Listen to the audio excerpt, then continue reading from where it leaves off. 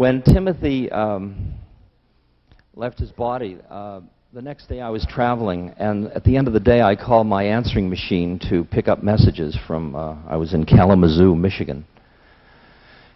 And there were over 20 messages, most of them from the media. And I thought, I don't think I'm going to do this.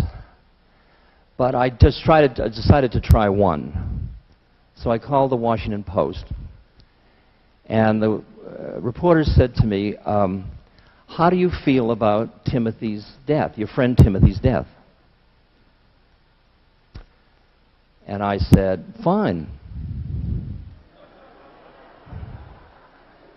And there was this long silence at the end of the...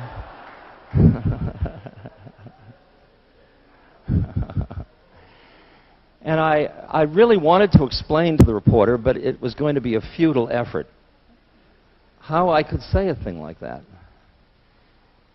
It seems to me there are many ways to know a person, and you can know them through their physical beauty and through your physical intimacy with them. You can know them psychologically as with their personality peculiarities. And Timothy had wonderful strong ones and weak ones. He's very human.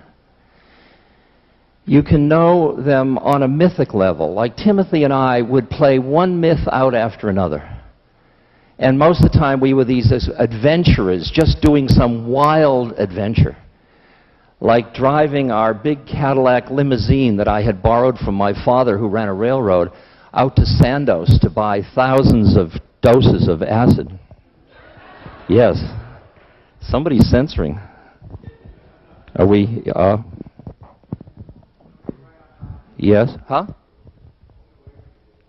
I can hold it anywhere and it doesn't happen. Yes, yes, yes, yes, yes. So I can know Timothy mythically, but because I've been working in the field of working with people that have been dying for a long time, Timothy had expressed the desire that he be downloaded onto his web page, and that suggested that we are information, which seemed a reasonably one of the interesting aspects of Timothy, but not the more profound ones. So when I went down to visit Tim a month ago, I guess, for a first of a series of visits, I had the feeling that maybe his model of what death was about, because he was really just downloading, was in for some surprises. And that he was maybe defending or denying or something. I always distrusted Timothy's deeper wisdom, I want you to know. It's part of the way we work together. Because it always upset my life so much. So when I went down, we did our usual social number of charming memories and what are you doing and wise, witty things. But I was concerned, and I went away from that meeting feeling I had come into cyberspace, and it was a different myth and a different metaphor for dying, and it was celebratory, and he had a wonderful salon, and God bless him. I mean, he was turning dying into a celebratory thing, which is a major statement for the society. I mean, all the stuff I've done in 20, 30 years, we've moved it from ICU wards to hospice, and then maybe to something deep and profound, but to make it fun. What chutzpah. And that's threatening to the society. And then he listed all the chemicals he was using for pain reduction and pleasure. And the idea that you should have pleasure during your dying process. Even doctors, they can't handle that at all.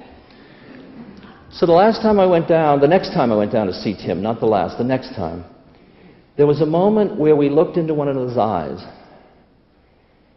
And he had become, in the last few months, very, very tender and very emotionally available in a way I had never known him to be in all the years I'd known him.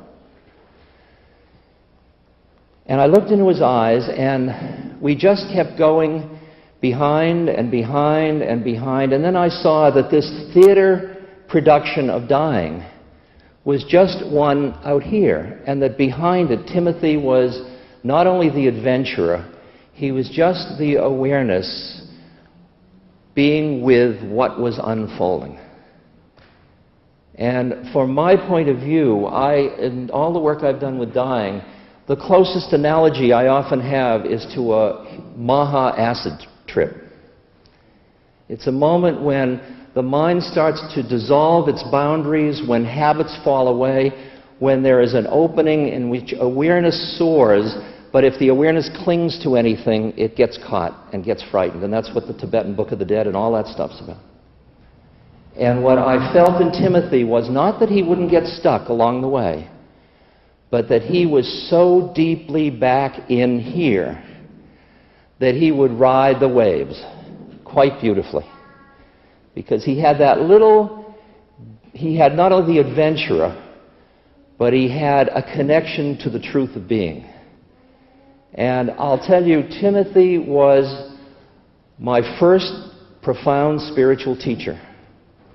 And I honor him very, very deeply.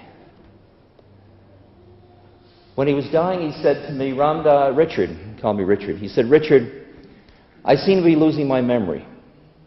I said, yeah. He said, you know, memory's almost everything. I said, yep. He said, but you know, it's not everything. I said, yeah. He said, there's something else. I said, yeah. He said, but I forgot.